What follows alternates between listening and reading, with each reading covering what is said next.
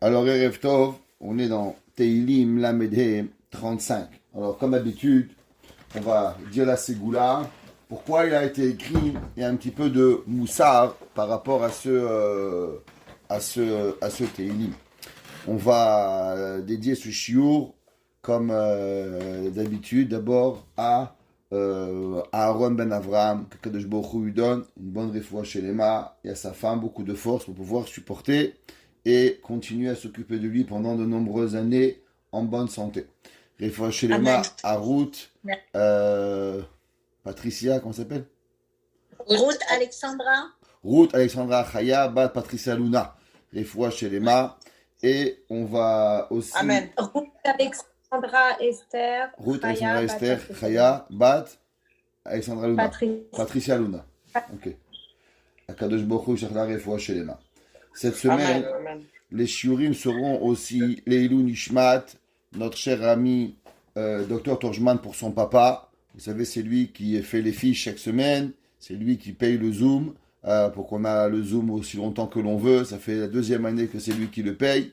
Alors, vraiment, on va faire les shiurim ce soir et demain soir. C'est demain soir Nahala de son papa. Que Akadosh Baruch Hu donne beaucoup de santé à Dr Torjman, sa famille, sa maman en bonne santé, et que le shiur il soit Leilou Nishmato pour son papa. Teilim 35. Tefila nora'a venifla'a al son'av sheugiu kemotz. La vie, comme on sait, elle est remplie de difficultés et malheureusement, on n'a pas que des amis. La vie, elle est faite comme ça. On aimerait bien, hein, ça serait bien que tout le monde soit ami, mais malheureusement, on n'est pas amis. C'est marqué comme Mashiach qui va venir. Alors, Vechai Ze'ev im Keves, il va régner le loup et la chèvre. La Gemara a dit Kala Vechamota. De la même façon que le loup, il veut manger la brebis, pareil, la belle-mère, elle veut manger sa belle-fille. Qu'est-ce qu'on va faire? Ça veut dire que la vie, elle est faite qu'il y a des opposés, et il y a des choses et des personnes qui sont l'un contre l'autre, et ça fait partie de la vie qu'on doit vivre avec. Alors, une personne qui a malheureusement des ennemis, alors ce Teilim 25, il est propice à cela, qu'Akadosh Baruch Hu, il enlève entièrement ses ennemis. C'est marqué Mishekamu Anashim Larivimo. Tout celui qui a des ennemis qui veulent lui faire du mal, Yomru'u Bechol Boker Bemesher Shtoshe Yamim Vinatseach. Lisez le Teilim 35, 3 jours d'affilée, et les ennemis disparaissent. Ségoula, Badou Kumnouse, tout celui qui veut que ses ennemis disparaissent, de dire Teilim 35, qui est 3 fois et 3 jours d'affilée, et les ennemis, ils vont partir. Pourquoi David Ameler, il a écrit ce Teilim, et de quel ennemi nous parlons? Le Al-Shir, Rabbi Moshe Al-Shir, il écrit et il dit que ce Teilim, il est principalement pour 2 genres d'ennemis. Bien sûr, David Ameler, il faut savoir que David Ameler, il subissait 2 choses. Un, des ennemis physiques, parce que Shaoul Ameler, son beau-père, il a voulu lui faire la guerre pendant pratiquement 7 ans. Ça voit David Ameler, pendant 6 ans et demi, son beau-père, Shaoul, il va le poursuivre. Par la suite, quand Shaoul il va mourir, pendant 7 ans, après cela, les descendants de Shaoul, ils vont encore vouloir tuer David Ameler. Je ne sais pas si vous imaginez qu'est-ce que ça représente physiquement d'être pourchassé et poursuivi, qu'on veut vous tuer pendant 13 ans. Ah, le petit voisin, quand vous vous garez à côté de vous, vous fait un scandale. C'est pas ça que je vous parle. Je vous parle de vouloir vous tuer, littéralement. David Ameler, pendant 13 ans de sa vie, il va être malheureusement pourchassé par des ennemis. Après cela, il va avoir encore des ennemis qui va être son propre fils, Avshalom, qui va vouloir le tuer. Plus que ça, David Ameler, il va malheureusement même être pourchassé pendant un moment par ses propres frères qui vont le prendre pour un mamzer et ils vont vouloir le tuer. Le Al-Shir, il dit que David Ameler, il a subi 2 rédifotes. Une rédifa physique, ce qu'on est en train d'expliquer maintenant, Shaoul, ses frères, Avshalom, tous les gens qui ont voulu le tuer, David Ameler. Mais plus que tout, ce qui a fait du mal à David Ameler, c'est que David Ameler, il a été pourchassé pendant qu'on pensait que David Ameler était un rachat. Pourquoi on a pensé que David Ameler, il était un mécréant? Pour deux raisons. La première raison, il faut savoir que David Ameler, il était petit-fils de Ruth à Moabite. Et on sait, on avait déjà expliqué, qu'il y avait une grande discussion ilkhatite, halakha, une grande machloquette. La Torah nous enseigne que un homme de Moab qui se convertit ne peut marier une juive. Pourquoi? La Torah dit lo yavo Moavi ou Amoni ou Moavi bikal Hashem. Il y avait une discussion à savoir est-ce que les femmes de Moab et les femmes de Ammon avaient la même problématique. De la même façon que la Torah, généralement, elle ne parle au masculin, mais elle inclut aussi le féminin. Exemple, la Torah, elle dit Mamzer lo yavo, Mamzer bikal Hashem. Il ne va pas venir un bâtard dans le peuple juif. Qu'est-ce que ça veut dire? La Torah nous enseigne que si par exemple, une femme mariée, elle a une relation interdite avec un homme, cet enfant, il est un mamzer, il ne peut pas se marier. Dieu préserve. Une femme, elle va avec son frère, ils ont un enfant, cet enfant, il est un mamzer, il ne peut pas se marier dans la Torah. Un père, lo alenu velo alechem, il va avec sa fille, cet enfant, il est mamzer. Une mère, elle va avec son fils, ils ont un enfant, mamzer, le havo. Malgré que la Torah, elle a employé le mot mamzer au singulier, c'est pas seulement mamzer garçon et pas mamzeret fille. Le mot mamzer, il englobe toute le mamzer, ce qu'on appelle le bâtard, garçon et fille. Il y avait une discussion à savoir quand la Torah a dit Moavi, Ammoni ou Moavim, est-ce que c'est seulement Ammoni, vélo ammonite, Moavi, vélo moavite, ou bien non, la Torah a dit Ammoni et Moamonite, Moaviv et Moavite. Pardon, pareil que dans Mamzer. Quelle est la raison pourquoi il serait différent entre Ammoni et Ammonite, Moaviv, vélo moavite? À cause du fait que la Torah, elle a donné une raison. Dans Mamzer, la Torah, elle n'a pas donné de raison. La Torah a dit le bâtard, Mamzer, le Bikal Hashem. Qu'est-ce qu'il a fait l'enfant? Je ne sais pas. L'enfant, il n'a rien fait. Le père, il a fait une avéra. La mère, elle a fait une avéra. Ou le père et la mère, ils ont fait une avéra. Quel est le rapport avec l'enfant? La Torah, elle t'a pas donné d'explication. À l'inverse, dans Ammoni ou Moavite, la Torah, elle a dit à Asher, Lokidemu etchem balechem maim. À cause du fait qu'ils vous ont pas honoré, ils vous ont pas invité, Ammon et Moab, à boire de l'eau ou à manger du pain, alors automatiquement on les a punis. Il y avait Boaz, il a dit, du fait que c'est l'habitude aux hommes d'inviter et pas aux femmes. Les femmes sont pas dans la rue. Une femme, elle est à la maison et le mari, il fait les invitations. À l'époque, il n'y avait pas de téléphone, il n'y avait pas de WhatsApp. Alors, automatiquement, c'est que les hommes et pas les femmes. Énormément de peuples juifs pensaient pas comme Boaz. La preuve, c'est que même le frère de Boaz, il pensait que c'était assourd. C'est pour ça que quand Boaz, il a demandé à Tov de prendre Ruth en mariage, il va refuser. Et il va dire, non, pen ashrit nachalati. De peur que si je vais me marier avec Ruth, mes enfants pourront pas se marier à la Torah. Donc David Ameler, il était pourchassé, numéro 1, physiquement, du fait qu'on pensait qu'il avait pris le royaume de Shaoul, Shelo Alpidin, et il fallait le tuer. Et à part cela, beaucoup de personnes pensaient que David Ameler, non seulement il n'avait pas le droit d'être un juif, et à plus forte raison que David Ameler, il ne pouvait pas être le roi. C'est marqué que quand le roi Shaoul, il a vu David Ameler, et il a vu qu'il y a eu un miracle au moment où David Ameler, il va s'habiller avec l'armure de Shaoul pour aller tuer Goliath. Alors il va se passer un miracle que l'armure de Shaoul, elle va retrécir sur David Ameler. Shaoul, il mettait une maille en fer, et cette maille en fer, elle va, par miracle, elle va retrécir. Shaoul était très grand, David à cette époque-là beaucoup plus petit, il avait juste 13 ans, et la maille de Shaoul va fitter David. Shaoul Ameler va comprendre qu'il se passe quelque chose ici, et qu'il va y avoir un signe du ciel, comme quoi c'est lui le futur roi. Et Shaoul, il va demander, est-ce que celui-là, Ben Ishaï, il peut régner? Et les mauvaises langues vont dire, mais de quoi tu parles? Avant de savoir s'il peut régner, demande-toi même s'il est juif, David Ameller. Alors ils vont pourchasser David, en pensant que David Ameller, il était non seulement pas un juif, il n'avait pas le droit de se marier avec la fille du roi Michal Bat Shaoul, que Shaoul Ameller lui avait promis quand il tuerait Goliath, et aussi qu'il serait pas roi. Dit le Al-Shir, ce sont les deux choses que David Ameller va être pourchassé toute sa vie.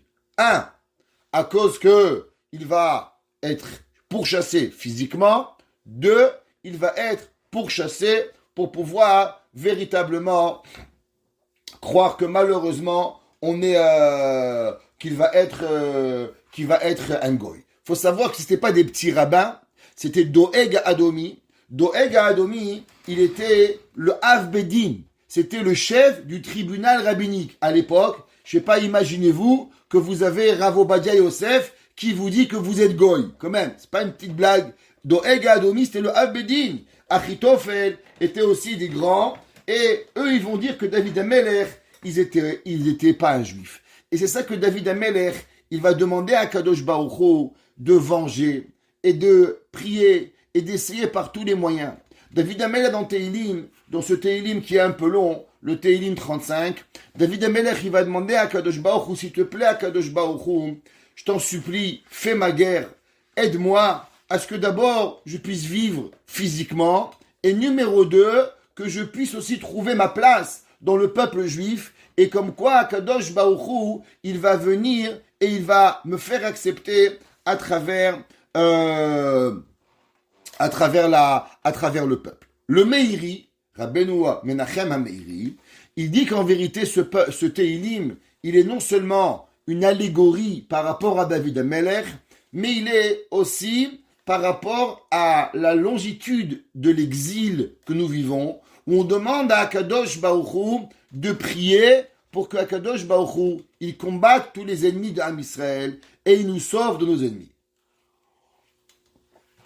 Dans ce Teilim-là, c'est pas pour rien, vous savez que c'est écrit dans les Sfarim Akdoshim. Quand nous étudions quelque chose, par exemple, on prend une Masechet, on prend un livre de Torah, et que dans ce livre de Torah, on trouve l'actualité. On trouve quelque chose d'actuel. Exemple, vous lisez un livre de Torah, et dans ce livre, on parle d'une éclipse. Et dans cette semaine, il y a une éclipse. C'est Siyata Dishmaya. Ça veut dire que Akadosh Baruch Hu, il aime votre Torah. La preuve, c'est qu'à travers votre Torah, il vous a donné les messages que vous avez besoin. Cette semaine, il y avait, bien sûr, Yom HaZikaron, où on prie, et on a eu aussi Yom HaShoah, la semaine dernière. C'est pas pour rien. D'où vient le mot Shoah? D'où vient ce mot Shoah? Et que veut dire le mot Shoah? Eh bien, sachez que le mot Shoah vient du Teilim 35.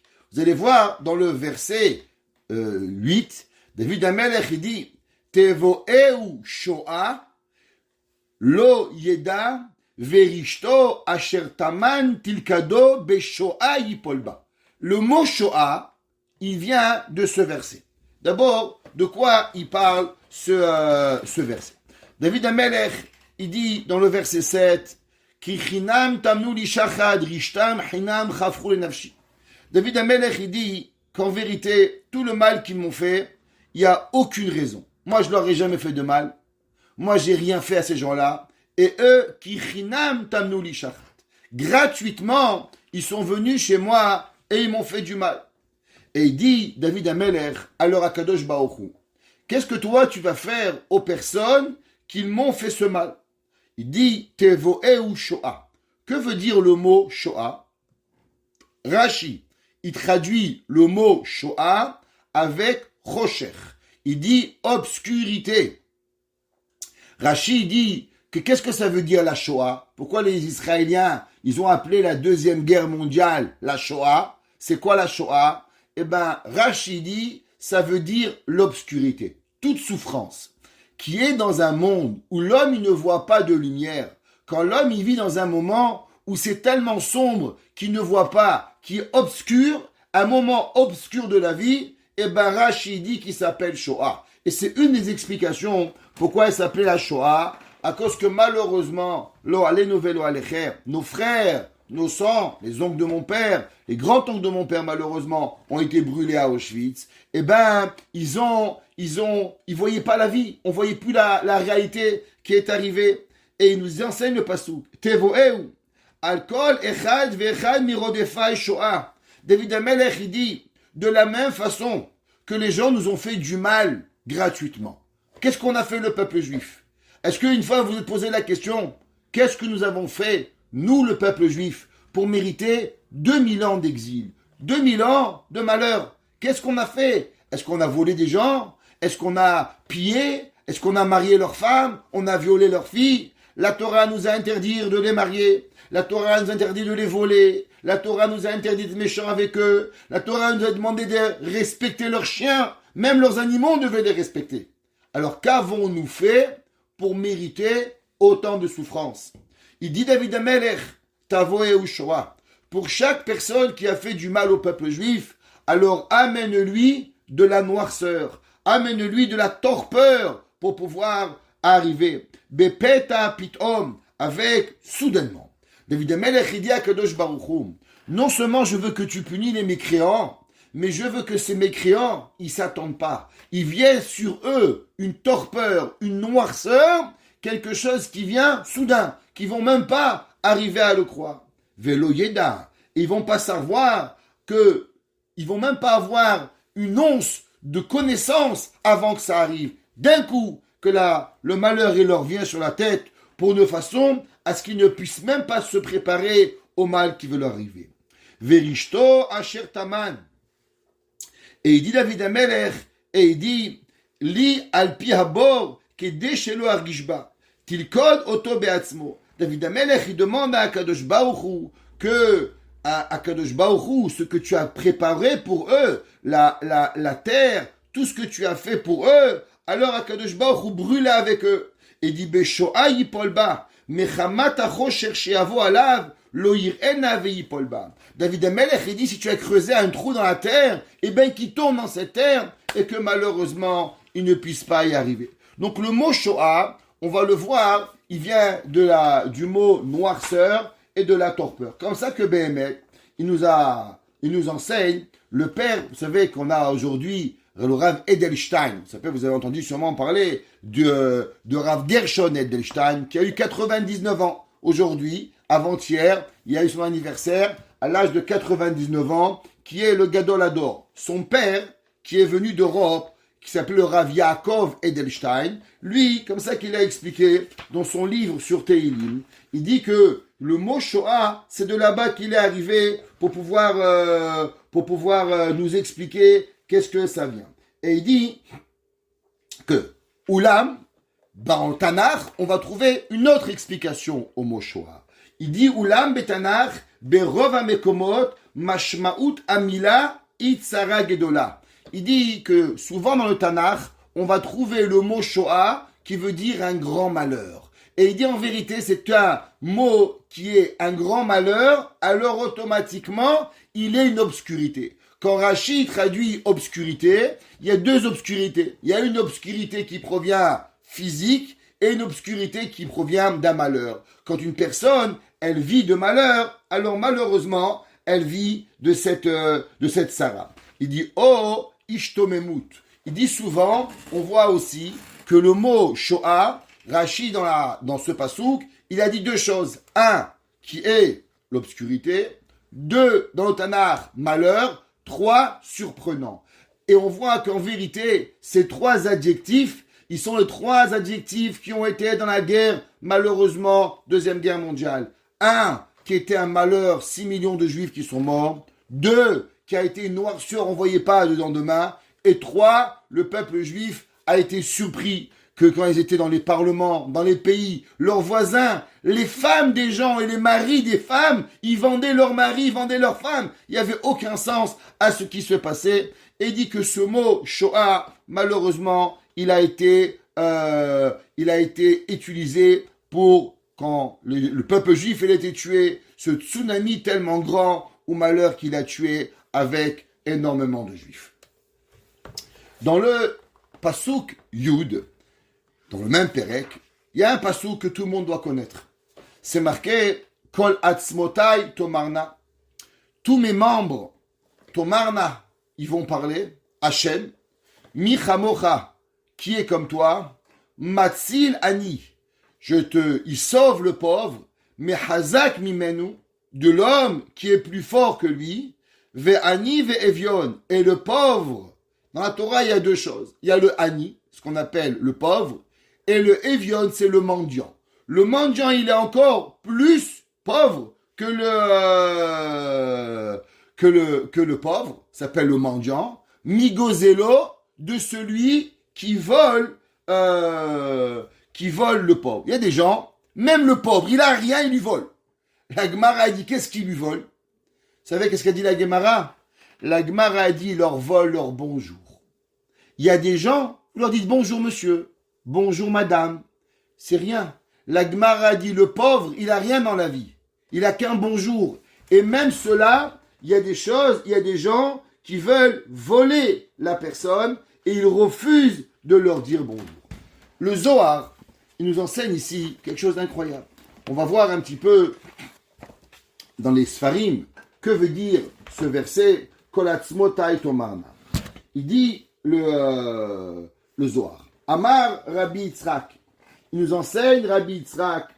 Pasuk ze Amar Oto David Beruach HaKodesh. Ce verset a été enseigné par prophétie divine, par Holy Spirit, qui s'appelle en anglais David HaMelech. Kol Atzmotai Tomarna. Vechi mira'a atzamot sheomrot shira. Il dit le Zohar, je comprends pas. Tu parles, une bouche elle parle. Que veut dire kol atzmotai? Tous mes os, ouais. Tomarna, ils vont dire Hachem michamocha. Depuis quand les os ils parlent? Les os ils parlent pas, c'est la bouche qui parle. Quand est-ce que les os ils vont parler?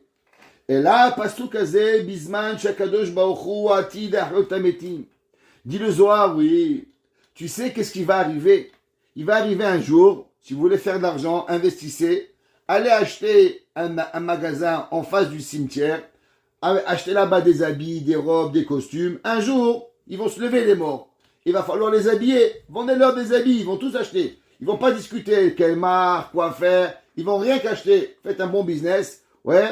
Alors, quand ils vont se réveiller tous les morts, alors, Dieu il va réveiller les morts. Il va réveiller les morts. Akadosh Baruch Hu, avec le temps, les ossements ils se sont séparés. Et Akadosh Baruch Hu, il va devoir remettre chaque membre l'un avec l'autre, la tête, le pied, les os, les côtes, chaque chose Akadosh Baruch Hu, il va les rapprocher pour relever tous les morts. Comme c'est marqué, Vatirkevu atzamot etzem alatzmo. Quand c'est marqué dans le verset que tous les ossements, bon, Yecheskel, ils se sont rapprochés l'un avec l'autre. Vekatu ve'atzmotecha yachlitz, az atidot en omar shira. Il dit à ce moment-là, quand Dieu il va réveiller les morts, quand il va avoir la résurrection des morts, chaque os qui va retrouver sa place dans son corps, alors kol atzmotai, il dit le Zohar, ils vont dire Hachem michamocha.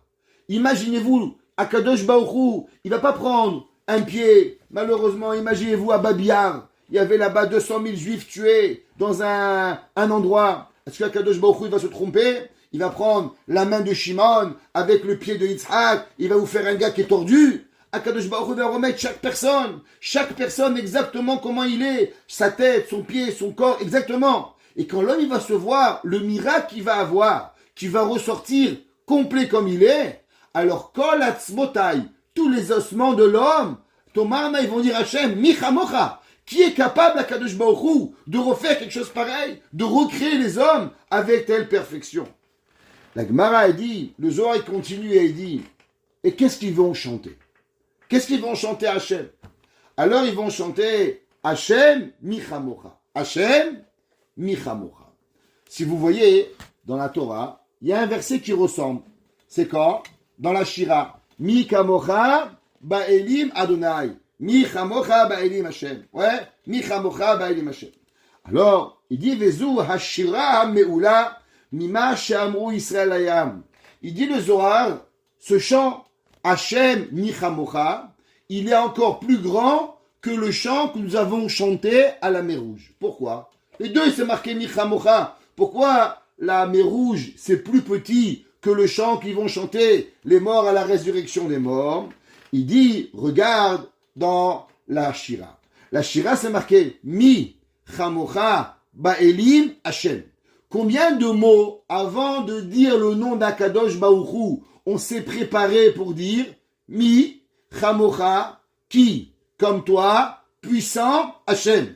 On a dit 3 mots de préparation avant de dire le nom de Akadosh Baruch Hu. Pourtant, les hommes qui vont se réveiller à la résurrection des morts, qu'est-ce qu'ils vont dire? Hachem Michamocha. Ils vont pas avoir besoin de dire une préface avant de dire le nom d'Akadosh Baruch Hu. Tout de suite, ils vont pouvoir dire Hachem, Dieu, Michamocha. Dit le Zohar, du fait qu'on pourra dire Akadosh Baruch Hu et dire le nom de Dieu instantanément, sans avoir besoin d'une préface, comme Michamocha Ba'elim Hachem, mais plutôt Hachem Michamocha, alors automatiquement, cette Shira, elle est encore plus grande que Akadosh Baruch Hu. Dit le Zohar, que veut dire Matzil Ani Mechazak Mimenu? Akadosh Baruch Hu, il nous sauve de celui qui est plus fort que nous. Qui est plus fort que nous? Qui est plus fort que nous? Dit le Zohar, Ze Yetzer Tov mi Yetzer Hara. En vérité, le Yetzer Hara, il est vieux. Le Yetzer Hara, il est malin. Le Yetzer Hara, il est chacham. Mais Akadosh Baruch Hu, il nous sauve. Mishum sha'Yetzer Hara takif ou kemo even. Le Yetzer Hara, il est fort comme une pierre. Comme c'est marqué dans le verset qu'à la fin des temps, Akadosh Baruch Hu, il va nous sortir le cœur de pierre. Ve'asirot ilev even. Je vais vous enlever un cœur de pierre. Ve'samti lachem lev basar. Un cœur de chair. Rabbi Nachman a dit, lev basar, c'est les lèvres de Breslev. Si un homme, il veut savoir comment on obtient un cœur de chair, eh ben, c'est quand on se comporte comme les enseignements de Rabbi Nachman de Breslev. Priez Hachem à tout temps. Regardez le bien chez chaque juif. Alors ce sont les deux choses qu'une personne il va avoir un cœur de chair. Les hommes qui prient pas Dieu et les gens qui regardent toujours le mal autour de eux, alors eux ils seront des cœurs de pierre. Et le cœur de chair, c'est voir le bien chez chaque juif et toujours avoir sa bouche pleine de prière. Comme c'est marqué Veyetzer Atov ou Bassar, Shnektativ Dati Lachem Lev Bassar. Continue au Zohar et il dit à quoi ça ressemble? Ça ressemble à un moment qui va venir se battre avec un homme, ouais. Alors, si un homme, il a du fer et il a du feu, le moyen de battre le fer, c'est quoi? C'est de le faire fondre. Alors, pareil à Kadosh Baruch Hu, il dit qu'au moment où un homme, le Yetzer Hara, il vient chez lui, il veut rentrer avec lui, alors qu'est-ce qu'il fait? Alors l'homme, bien sûr, la Torah, qu'elle a Kadosh Baruch Hu, la parole de Dieu, elle vient et elle va venir nous enlever. On va trouver pratiquement le même enseignement dans Rabbi Nachman de Breslev et dans Rabbi Yaakov Abuchatzira. Ils ont vécu pratiquement au même moment et les deux vont nous enseigner le quasi identique enseignement. Tout le monde y connaît ce verset. Kol atzmotai, tous mes ossements, ouais, tomarma, ils vont dire Michamocha, qui est comme toi, Kadosh Baruch Hu. Rabbi Yaakov Abuchatzira, dans son Sefer Ginze Amelech, qui parle de la loi de Teshuvah, il dit qu'est-ce que ça veut dire ce verset? Kol atzmotai tomarma Hashem Michamocha. Vous savez que dans la halakha, il est débattu comment on doit prier. Est-ce que quand on doit prier, on doit être statique, on ne bouge pas, on met la main droite sur la main gauche dans le cœur comme ça, on se met, on ferme ses yeux, si on connaît la prière par cœur, on ferme les yeux pendant Shemona Esrei et on doit prier à Kadosh Baruch Hu. Ou bien, la personne, elle doit prier Hachem avec tout son corps et elle doit bouger.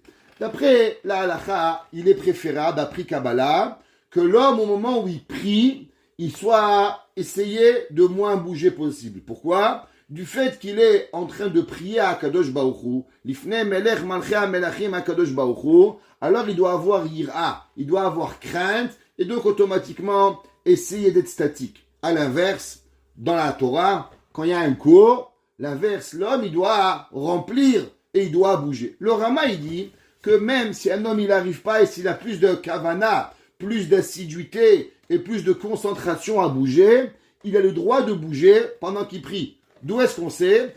Kol atzmotai tomarna. Quand tu pries tout ton corps entier, alors il doit prier à Kadosh Baruch Hu. Kol atzmotai. On raconte qu'il y avait un jour un rabbi chassid, il y avait un jour un goy qui s'est déguisé et on ne savait pas qui était le goy dans la synagogue. Et en vue de toute la synagogue, il c'est lui. Il dit pourquoi? Il dit c'est le seul du gars qui ne bouge pas. Chez les goïs, quand ils vont à la synagogue, il reste comme un poteau. Chez nous, tout le monde y bouge, tout le monde y parle. Pourquoi? On est entièrement dedans la synagogue. Il dit Rabbi Yaakov Abu Chatzira, Pérouche, Me'achar she'adam asui betzelem elokim. À qui on ressemble? Nous, on ne ressemble pas à un singe. Ouais, on ne ressemble pas à un éléphant. On a été créé qui betzelem Elohim asad. Akadosh Baruch Hu, il a créé l'homme à l'effigie de Akadosh Baruch Hu. L'homme, il ressemble à Akadosh Baruch Hu. Maintenant, nous, on ne comprend pas. Mais chaque morceau de votre corps, il est une partie de la présence divine. Exemple, pourquoi vous avez 10 doigts? Vous n'avez jamais posé la question pourquoi 10 doigts? Et pourquoi pas 12 doigts? Ça aurait été plus facile, non? Eh bien, le Zohar, il écrit que pourquoi 10 doigts? Par rapport aux 10 commandements, par rapport au Asaret Hadiberot. En vérité, il y a 10 doigts. C'est pas pour rien qu'il y a 10 doigts parce qu'il y a 10 commandements. Parce qu'en vérité, les 10 doigts, c'est chaque un des doigts, il nous apprend un des commandements. Anochi Hashem, lo yelecha Elohim acharim, zachoret yom HaShabbat, lo tzet shem Hashem, chacun d'entre eux. Et c'est pour ça qu'en vérité, les premières fois que Moshe Rabbeinu, il est monté au ciel, Akadosh Baruch Hu lui a pas donné les 10 commandements. Il dit le Pardes Rimonim, qu'en vérité, les premières tables de la loi, c'était les mains de Moshe Rabbeinu qui représentaient les tables de la loi. Chaque morceau de votre corps, il est en vérité une partie à son niveau qui représente une partie de Shekhinah. Elle représente une partie de la mitzvah. La tête, c'est le Keter.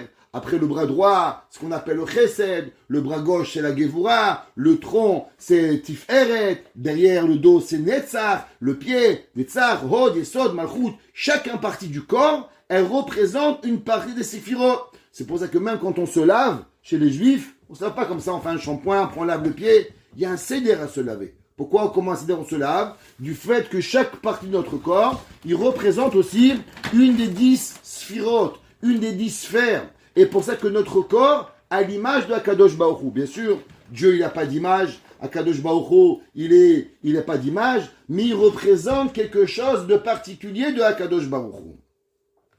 Tzarich lishmor atzmo shelo yivgom beshum ever chas v'shalom. Vous savez que si malheureusement un homme il vole, alors qu'est-ce qu'il fait?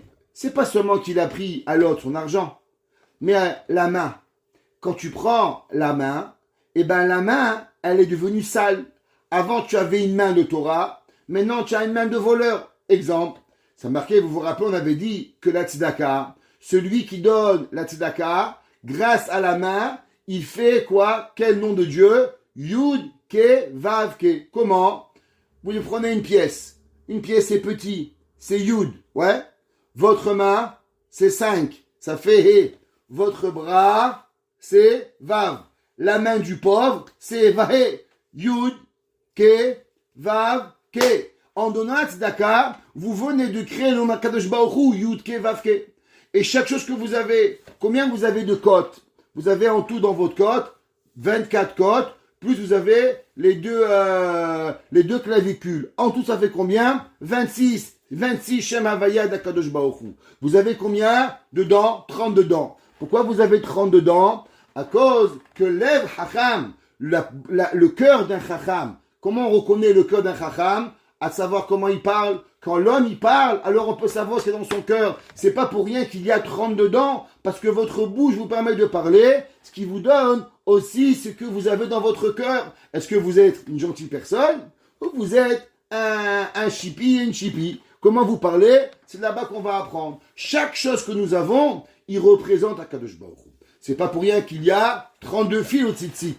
Pourquoi il y a 32 fils au tzitzit par rapport aux 32 dents? Par rapport, parce qu'on sait que comment la personne, il parle avec Akadosh Baruch Hu, alors automatiquement, il va avoir la kedusha de tzitzit. C'est quoi les tzitzit? Les mantiskor, pour se rappeler comment un homme il parle, du fait comment l'homme il parle, alors on peut savoir qui il est.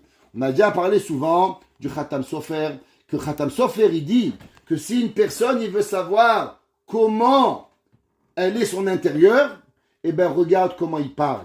Si une personne, elle est gentille, elle est aimable, elle est affectueuse, alors tu sais que son intérieur, il est gentil.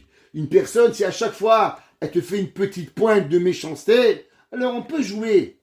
Mais à la fin, il y a une chose que vous devez savoir, que cette personne, elle est méchante. Une personne qui dit des gros mots, son intérieur, il est pourri. Une personne qui a toujours un mot de Torah à dire, vous savez qu'il est bien.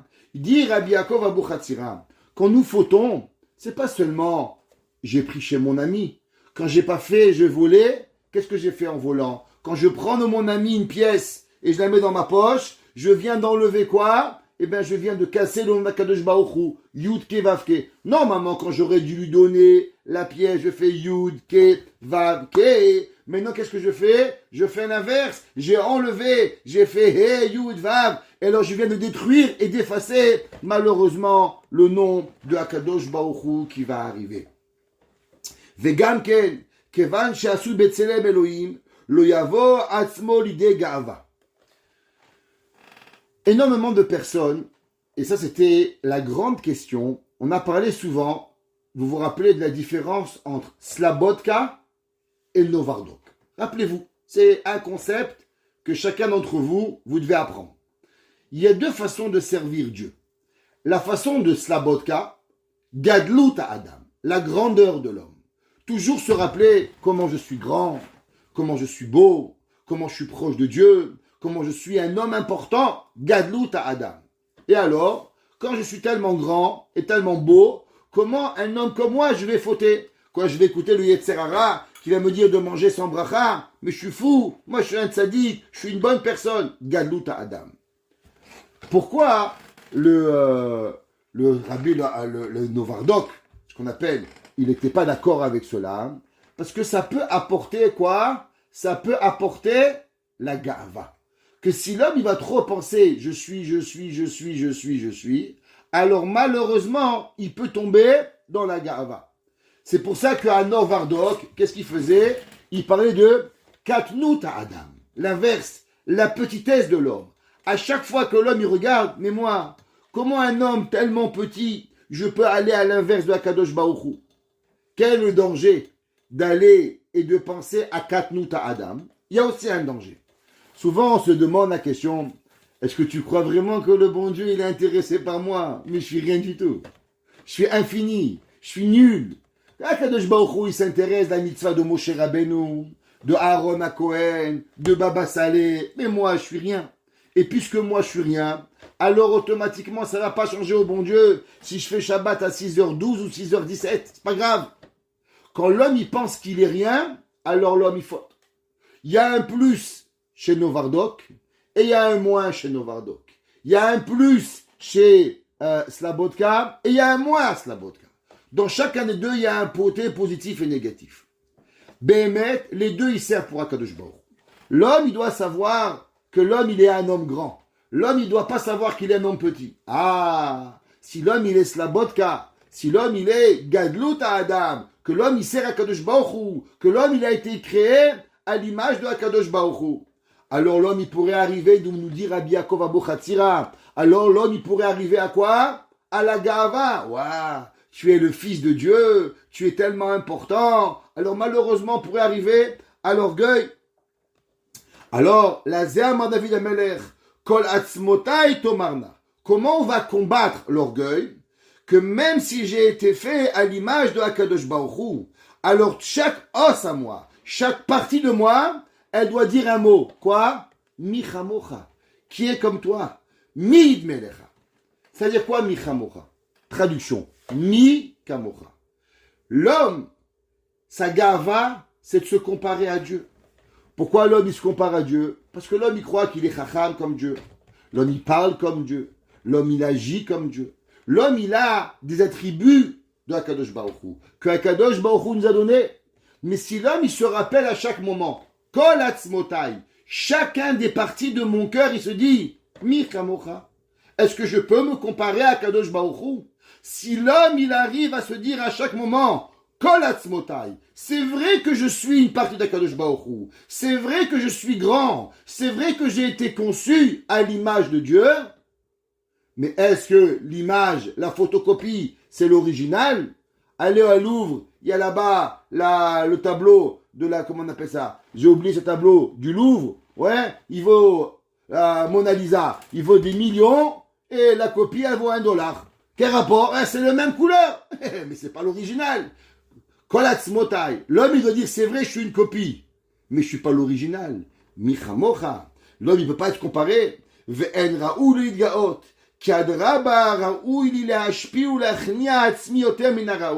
L'homme du fait qu'il est comme Akadosh Baruch Hu. Alors l'homme par rapport au Yetzer Hara, il est très grand. Mais quand il arrive à Akadosh Baruch Hu, il doit avoir la Hanava. Donc on voit ici comment le Rabbi Yaakov Abuchatzira il a joué, comme on a toujours mentionné, Slabotka, Novardok. Par rapport au Yetzer Hara, je grandis. Par rapport à Dieu, je deviens plus petit pour pouvoir trouver le bon équilibre à arriver. נמצאנו למדים מכל האמור שצריך האדם כיוון שהוא בצלם לשמור עצמו שמירה כראוי שלא יפגום חס ושלום בשכינה. Il nous dit Rabbi Yaakov Abuchatzira, à combien l'homme il doit faire attention de ne pas toucher dans la Shekhinah. Et comment on pourrait toucher à la Shekhinah? Rabbi Nachman de Breslev, dans le même optique, dans un enseignement de la Torah 50. Vous savez, Rabbi Nachman, il a écrit 2 livres, ce qu'on appelle, écoutez, Kama et Tinyana, premier volume, deuxième volume. Dans la Torah 50, il dit la chose suivante. Vous savez que Rabbi Nachman, il a principalement développé un sujet, un des sujets qu'il a beaucoup développé, quelle était véritablement la faute d'Adam Arishon. Que vous ne croyez pas, j'espère que Adam Arishon, il a mangé un raisin ou une banane. Ok? Parce que Adam Arishon, c'était Adam Arishon. Adam Arishon, il n'avait pas d'Yetzer Hara. C'est marqué le Zohar que Adam Arishon, il a dit aucun homme peut comprendre ma faute parce que vous avez tous un Yetzer Hara, tandis que moi j'ai fauté sans Yetzer Hara. Parce que le Yetzer Hara n'est venu qu'après la faute. Donc fauter sans le Yetzer Hara, vous ne savez même pas ce que ça veut dire. Donc en vérité, la faute d'Adam Arishon, elle est tellement loin de notre compréhension. Et c'est pour ça que tellement de livres vont essayer d'expliquer c'est quoi la faute d'Adam Arishon. Et comment on peut réparer Adam Arishon. Et pourquoi? Et c'est pour ça que, en vérité, Adam Arishon lui-même n'a pas pu réparer sa faute, malgré qu'il a fait Teshuvah, à cause que Adam Arishon, après la faute, il avait déjà goûté le Yetzer Hara, et automatiquement, il n'était plus le même homme. À l'inverse de vous et de moi, on est un homme avec Yetzer Hara avant la faute, et on a un homme avec Yetzer Hara après la faute, alors automatiquement, on peut faire Teshuvah, parce que notre Teshuvah, elle est avec exactement le même statut qu'on était avant. Donc on est égal. Mais Adam Arishon, c'était pas pareil. Adam Arishon, il était sans Yetzer Hara avant la faute. Après la faute, il y avait un Yetzer Hara. Et réparer une faute avec un Yetzer Hara est beaucoup plus difficile que de réparer une faute sans Yetzer Hara. C'est pour ça qu'Adam Arishon, on a vu la semaine dernière dans le cours, qu'Akadosh Baruch Hu, il a dit, je devais laisser Avram Avinu. C'est pour ça qu'on a les 7 Rohim, ce qu'on appelle les 7 bergers, Avraham, Yitzhak, Yaakov, Moshe, Aaron, Yosef, David, qui vont chacun à son tour réparer la faute d'Adam Arishon. Chacun d'entre eux va réparer un volet de la faute d'Adam Arishon, qui est par rapport à lui sa faute. On sait que Moshe Rabbeinu, d'après la Kabbale, c'est marqué dans le Orach Chaim HaKadosh, dans Parashat Vayichim, que qui est Mashiach? Mashiach c'est Moshe. D'où est-ce qu'on sait que Mashiach c'est Moshe? À cause c'est marqué dans le verset Ad ki yavo Shilo. Yaakov Avinu va bénir ses enfants et il va leur dire Osri la gefen niro Ad ki yavo Shilo. Jusqu'à qu'il va venir Shilo. C'est quoi Shilo? Alors bien sûr, Shiloh, c'était une ville en Israël où il y avait le tabernacle. Après qu'on est arrivé en Israël, on a créé un autre Mishkan qui s'appelait Shiloh. Mais Shiloh, c'est le nom de Mashiach. Shiloh, c'est la valeur numérique de Moshe. Pourquoi? Shin, 300, Yud, 10, Lamed, 30 et 5, 345. Moshe, Shin, 300, Mem, 40 et 5. Shiloh, Moshe, la même gematria. Dit le Rachaim Akadosh au nom du Zohar, à 2 reprises, dans Parashat Vayechim, ainsi que dans Parashat Tetzaveh, dit Moshe le Rachaim Akadosh, Moshe Rabbeinu, c'est le Mashiach. Alors comment c'est possible que c'est marqué que de Mashiach, il vient de Mashiach ben David? Il nous enseigne le Rabbi Yaakov, le Rachaim, que les deux Neshamot, la Neshama de Moshe et la Neshama de Mashiach ben David, elles vont créer une Neshama spéciale qui va s'appeler Neshama de Mashiach. Mais Moshe Rabbeinu, c'est lui qui va être qui va amener la rédemption et la Geoula bimera biyamen. Il faut savoir cela. On sait que chacun des 7 bergers, ce qu'on appelle les Ushpizin, ils vont réparer une partie de la faute. La faute principale, Avraham Avinu, Chesed, du fait que Adam Arishon, non seulement ils ont mangé le fruit, mais ils ont donné malheureusement le fruit à tous les animaux de la terre. Alors ils ont dû réparer en faisant du bien à travers le monde. À travers redonner du bien aux bons, aux mauvais, à tous les niveaux, ils vont réparer ce qu'on appelle le chesed mauvais qu'ils ont fait, de partager la Averam avec l'humanité, avec les animaux qu'il y avait. Yitzhak, c'est Gvura, Yaakov, Tiferet, chacun d'entre eux, il répare la Avera. C'est quoi Moshe Rabbeinu? Moshe Rabbeinu, il faut savoir, c'est le seul homme qui a reçu une mitzvah particulière qui a été de ne plus avoir de relation avec sa femme. Même la femme de Moshe Rabbeinu, elle n'a pas compris cela. La femme de Moshe Rabbeinu a dit, quand ils ont été prophétisés, Eldad ou Medad mitnamim b'machane, alors elle va dire, les pauvres, leurs femmes, ils ne pourront plus être mariés. Malgré que la Torah, elle dit que c'est une mitzvah de se marier. Et nous, on n'est pas des curés. Et nous, on se marie et on a des enfants. Les curés, ils ne se marient pas. Nous, on se marie. Mais il y a eu un homme sur terre, un seul homme, qui a eu une mitzvah particulière de pouvoir rester avec Dieu. Pourquoi? À cause qu'il était, on va employer un mot grossier, en connexion Wi-Fi instantanée dans la prophétie. Il n'avait pas besoin de se brancher à Bel Canada. Il était tout le temps en connexion. Alors il ne pouvait pas avoir de relation avec sa femme. Il ne pouvait pas. Mais il y a une raison beaucoup plus profonde que ça. C'est une raison primaire. Dans la profondeur de la Torah, on explique que quelque part, Adam Arishon, il a fauté. Qu'est-ce qu'il a fauté? C'est marqué dans le Midrash, Alush Naim Veyardu Shiva. Ils sont montés 2 dans le lit et ils sont sortis 7. Adam et Chava ont eu une relation avant le temps. On sait que Adam et Chava devaient avoir des enfants, seulement ils auraient dû avoir un enfant le jour du Shabbat. Malheureusement, Adam et Chava ont eu une relation pendant le vendredi, et à l'époque, on n'attendait pas 9 mois pour avoir des enfants, donc dès qu'on avait une relation, alors il y avait un enfant. Ils sont montés 2 dans le lit, ils vont sortir 7. Pourquoi 7? Caïn, Evel. Caïn avait une sœur jumelle, et Evel a eu 2 sœurs jumelles. Alors en tout, il y a eu Caïn et Evel, ça fait 2, plus 3 sœurs jumelles, ça fait 3. 3 et 2, 5. Adam et Chava, 7. Alushnaïm, il monte 2, il ressort 7. Dans la Torah, dans la Kabbale, cette union qu'il y a eu entre Adam et Chava, elle est expliquée comme une relation interdite. Pourquoi? Du fait que le plaisir d'aller avec sa femme, le fait que d'avoir une relation intime, généralement, elle est réservée au jour du Shabbat. Et Adam et Chava, ils en ont profité quand? Avant le jour du Shabbat.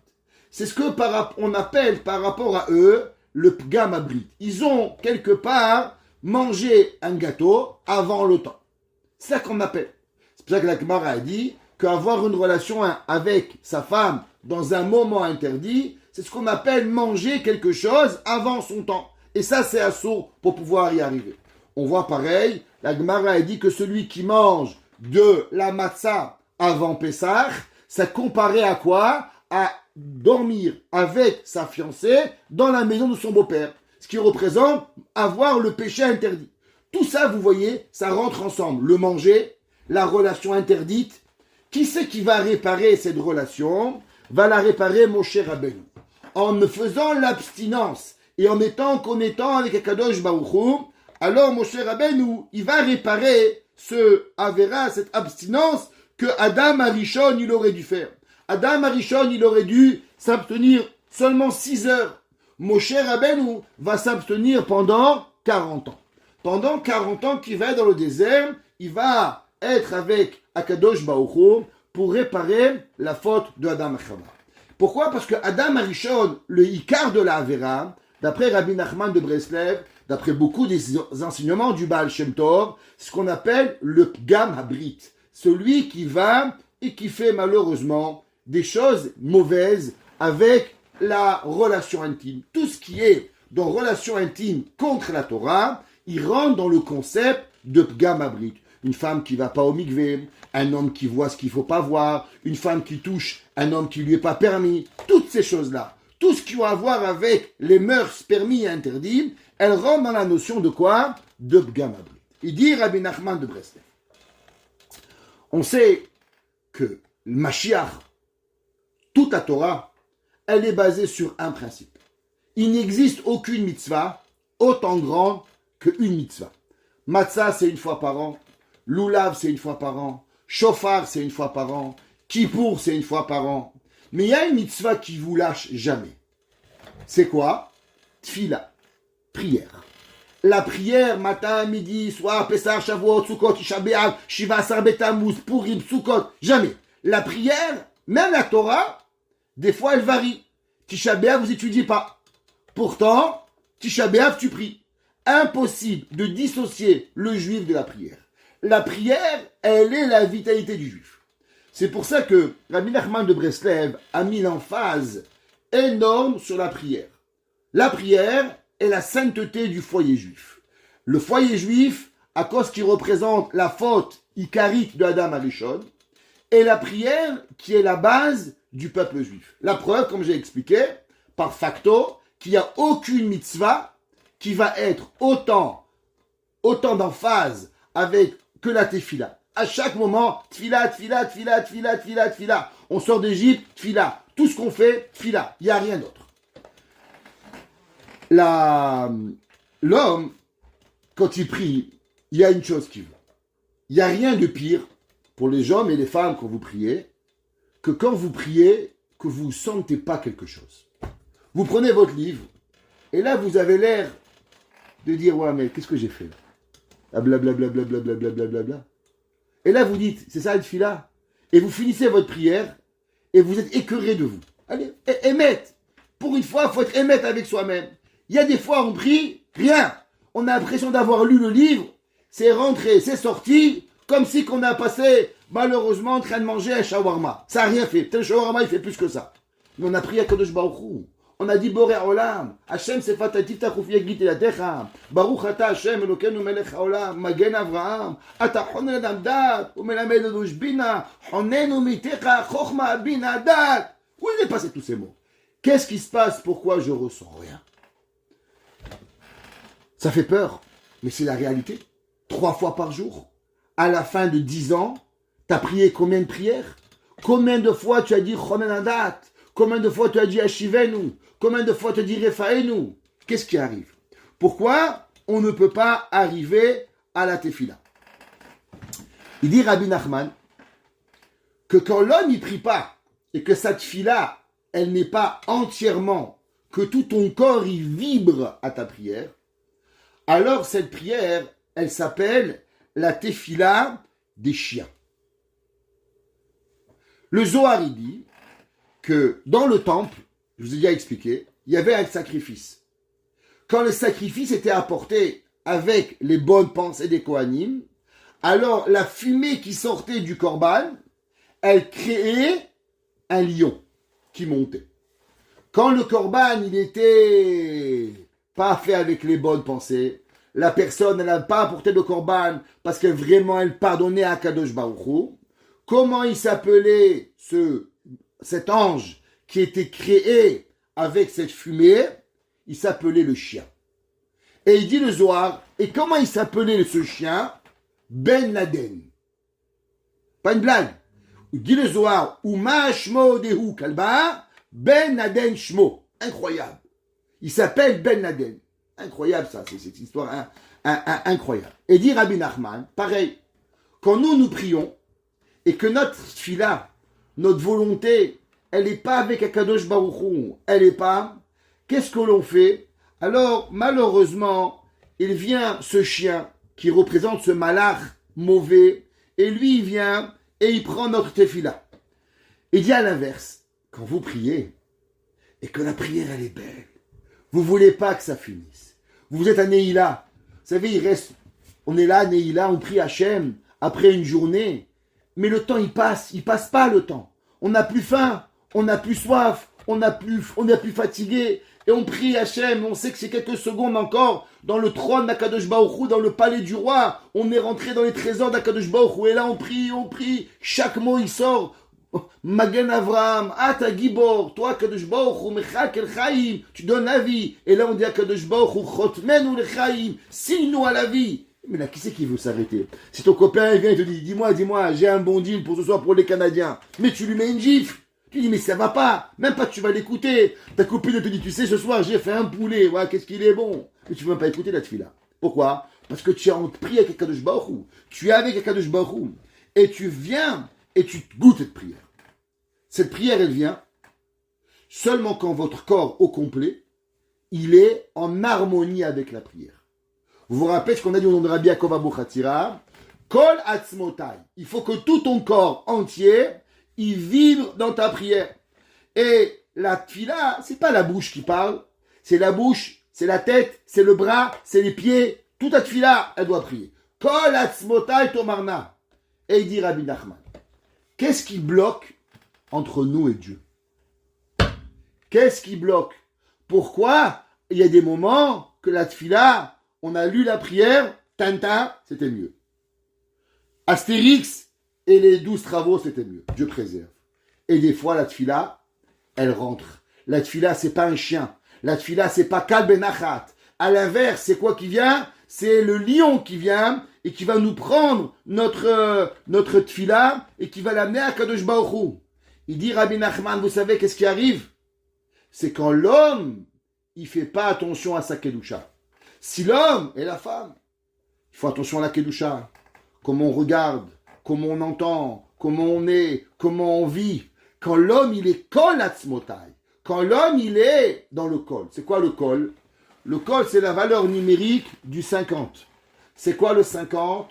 Le 50, c'est ce qu'on appelle le tout, le 50e degré. Le 50e degré, c'est ce qu'on répare. Comment on répare le 50e degré que nous sommes tombés? C'est la sainteté dans la famille. Quand l'homme et la femme, ils sont en harmonie. Quand l'homme et la femme, ils sont en kedusha, ils sont en pureté, ils sont en tara à chaque moment, alors automatiquement, il arrive que l'homme, il a arrangé ce qu'on appelle la kedusha de la maison.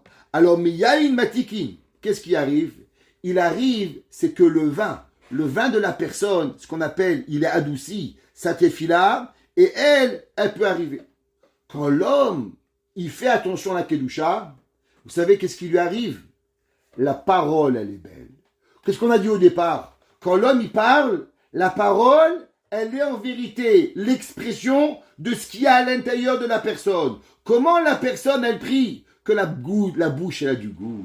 La prière, elle a du goût. Quand il prie, on dirait un gâteau, ça tefila. C'est pas quelque chose de lourd, c'est tellement quelque chose de beau qui arrive, une arvoud avec Kadosh Baruch Hu. Ça vient seulement quand le verset dit Ashma leoznecha, écoute ta parole, az nichnasim metikut mihaya amayin letoch atzmotav. La Torah, la douceur, elle rentre dans tes entrailles. Et tout cela, ça arrive.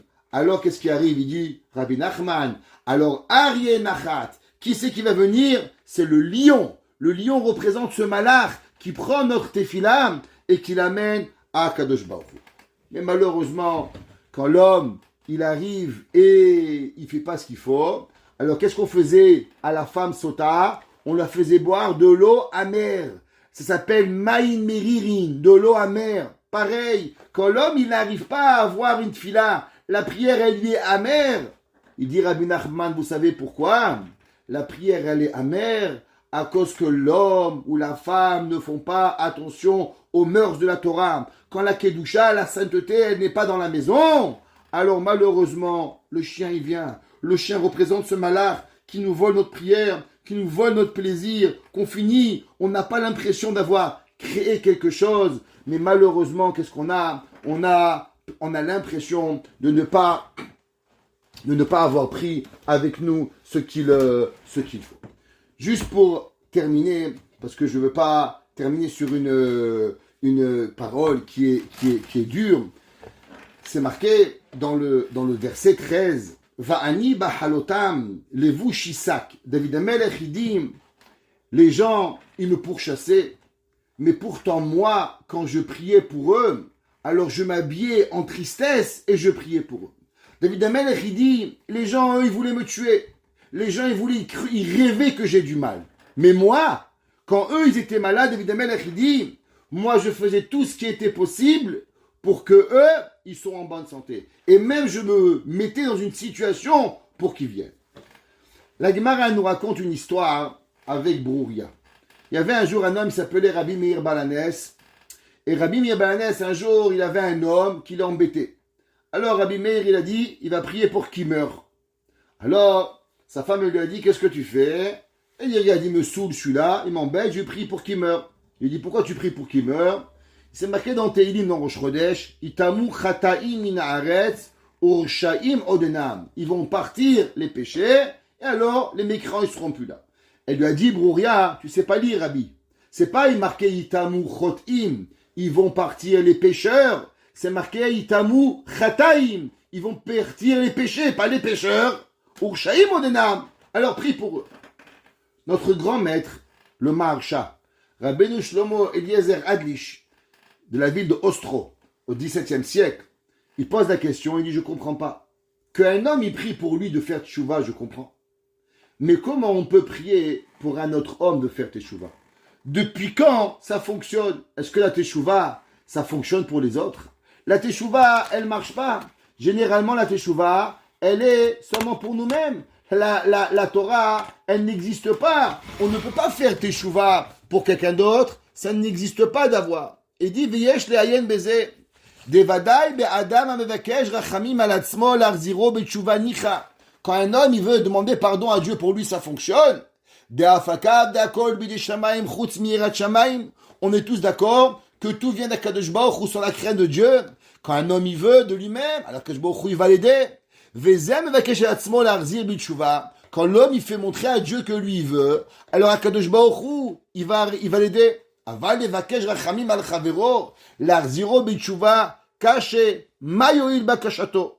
Akol bidi shamayim chutz mirat shamayim. Il dit, je comprends pas, mais la tchouva, c'est pas magique. La tchouva, c'est toi-même. Faut que tu le sentes. Un drogué. Tu dis, je vais aller faire une désintoxication pour mon frère. Mais là, t'es pas drogué, ça marche pas. Tu veux pas désintoxiquer, tu vas pas guérir. La tchouva, ça fonctionne pas comme ça. Alors, comment l'homme, il peut arriver à faire tchouva pour la personne? Alors, il dit que dans le Rav Wosner, il explique et il dit à propos d'un verset. C'est marqué dans le verset Va'ani bachalotam levu shisak aneti betsom nafshi. David Amelech, il dit, moi, quand mes amis étaient malades, je pleurais pour eux. Amar Rabbi, mitzvah lo la'adam mitpael hareshaim. Il dit au nom du Zohar, erreur. Même un homme, il a une mitzvah de prier pour les mécréants, pour qu'ils reviennent betchouva et qu'ils ne rentrent pas au Gehinam. Mitzvah lo le'adam mitpael hareshaim. L'homme, il doit prier pour les mécréants. Kedesher zuru le mutav. Ve'amar Rabbi, asur l'adam mitpael hareshaim, shistal kumina olam. L'homme, il doit faire attention que jamais les mécréants, ils meurent. Pourquoi? Il y avait un homme, il s'appelait Terach.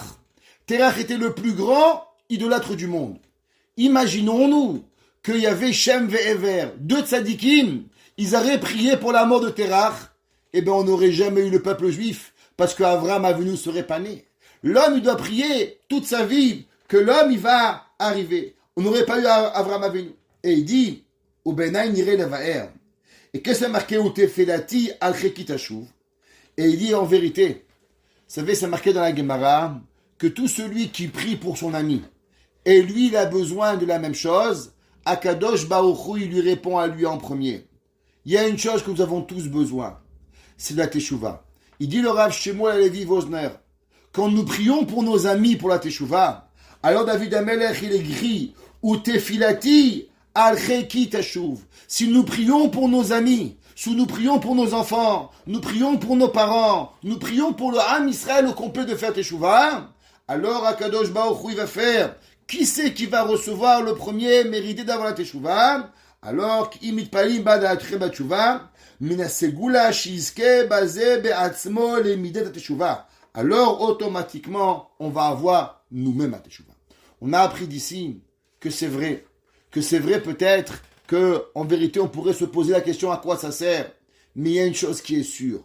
Nous ne pouvons pas penser pour une seconde de laisser nos frères, nos sœurs, nos amis, nos cousins, une partie du Ham Israël sans Teshuvah. Et qu'est-ce que ça va changer? Je sais pas. Mais il est une mitzvah et une obligation de nous-mêmes que chacun de nous prie pour nous. Arzirenu au complet. Bitshuva shelema lefanecha. Que nous prions pour que chacun de nous, il puisse faire Teshuvah. Et par le mérite, dit le Rav Vosner, que nous prions pour chacun de Ham Israël, que Kadosh Baruch Hu par ce mérite-là, David Amelech nous enseigne, que nous-mêmes, nous faisons Teshuvah les premiers, et qu'ensemble, on puisse rapporter le maximum de nos frères à Kadosh Baruch Hu, Bitshuva Shelema. Que nos prières sont écoutées, que notre Teshuvah soit acceptée, et qu'ensemble, on mérite Ad Ki Yavo Shilo, que Moshe Rabbeinu vienne amener à la rédemption, Bimei Rabbi Amenu. Amen.